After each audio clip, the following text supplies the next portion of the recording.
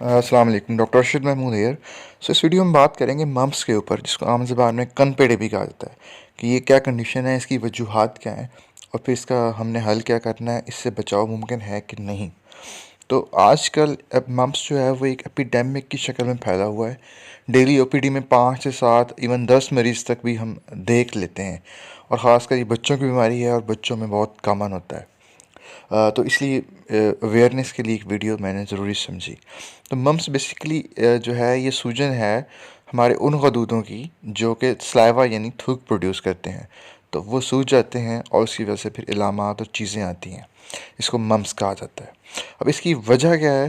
तो इसकी वजह बेसिकली एक वायरस है जो कि इफ़ेक्ट करता है इन ग्लैंड्स को, उनके काम को ख़राब करता है, उनमें सूजन कराता है और उससे सारी इलामात और पेचीदगियाँ पैदा होती हैं। तो एक वायरल डिज़ीज़ है, वायरस की वजह से फैलती है। इसकी इलामात क्या हैं? तो इलामात में शुरू में जो है वो हमारे कान के नीचे और जो जबड़े के पीछे वाला हिस्सा है वहाँ पे सूजन शुरू हो जाएगी, दर्द शुरू हो जाएगा। अगर वहाँ पे आप हाथ से दबाएंगे तो आपको दर्द महसूस होगा।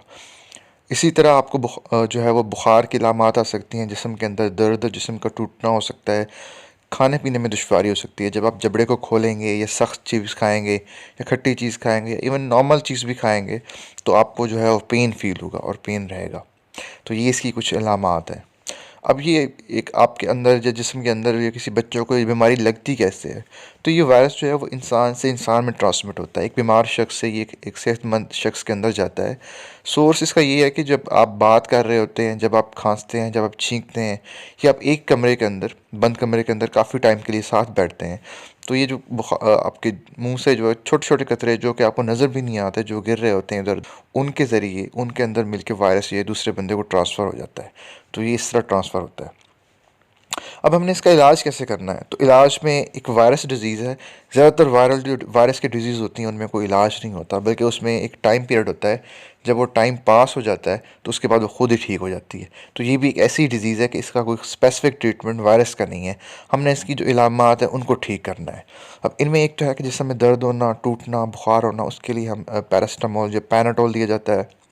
इसी तरह जो खाने पीने का मसला है उसके लिए जो है कोशिश की जाती है कि आपने ऐसी ग़िज़ा खानी है जो नरम हो, ठीक है, जो जिसको चबाना ना पड़े, जैसे खीर हो गई या इस तरह की कोई कस्टर्ड हो गया, दलिया हो गया, कोई रस हो गई, कोई केक हो गया, ठीक है, इस तरह की चीज़ खानी है आपने। रोटी वगैरह से अवॉइड करेंगे कि जब चबाना पड़ता है तो आपको बहुत दर्द होगा, ख़ासकर शुरू के दिनों में।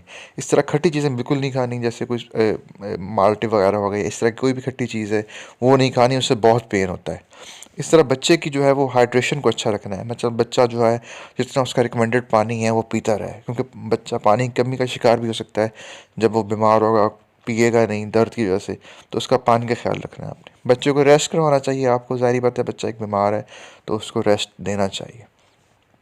अब अमूमन इसके अंदर कोई पेचीदगी देखी नहीं गई, लेकिन फिर भी कुछ कॉम्प्लिकेशंस या पेचीदगियाँ कुछ बच्चों के अंदर हो सकती हैं, जिसमें लुबलबे की सोजिश या पैंक्रियाटाइटिस है। कुछ बच्चों के अंदर फिर आगे जाके इंसेफेलाइटिस यानी दिमाग की सोजिश भी हो सकती है। रेयर है, कम होती हैं, लेकिन हो सकती हैं। तो इसके लिए आपका डॉक्टर ही इसको तशख़ीस कर सकता है। अब एक बच्चे को एक और सवाल पूछा जाता है कि कितने दिन हमें स्कूल नहीं भिजवाना। तो जब बीमारी शुरू हो जाती है, मतलब सूजन शुरू हुई गले की, या डॉक्टर ने तशख़ीस कर ली, उसके बाद 5 दिन आपने बच्चों को स्कूल नहीं भिजवाना, ठीक है। तो 5 दिन आपने स्कूल नहीं भिजवाना।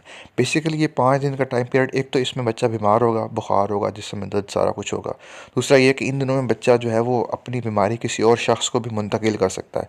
स्कूल जाएगा तो फिर स्कूल के बाकी सारे बच्चे भी को बीमार हो जाएंगे। तो इसलिए 5 दिन जो है वो टीचर्स के लिए भी इम्पोर्टेंट है, ये पेरेंट्स के लिए भी इम्पोर्टेंट है और डॉक्टर्स के लिए भी, कि 5 दिन आपने उसको स्कूल नहीं भेजना, घर पे ही रखना है।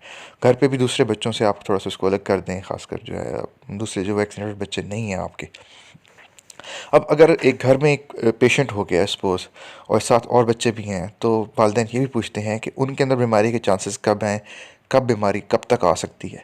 तो इसका जो पीरियड होता है, जिसमें अगर सपोज़ एक बंदे से वायरस किसी और बंदे को लग भी गया है, तो ये 10 से 20 दिन लेता है बीमारी के स्टार्ट करने में।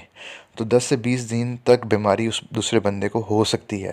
तो ये टाइम पीरियड, इसको हम इंक्यूबेशन पीरियड कहते हैं। इस दौरान जो है ये वायरस बीमारी ज़ाहिर कर सकता है। ज़रूरी नहीं कि अगर एक बंदा मम्प्स वाले बंदे के साथ एक दिन बैठता है तो उसी दिन उसको बीमारी लग जाए, बल्कि ये वायरस 10 से 20 दिन लेता है, अपनी तादाद बढ़ाता है और फिर एक बीमारी पैदा करता है। अब इससे बचाव मुमकिन है? जी, बचाव मुमकिन है। उसका हल है वैक्सीनेशन।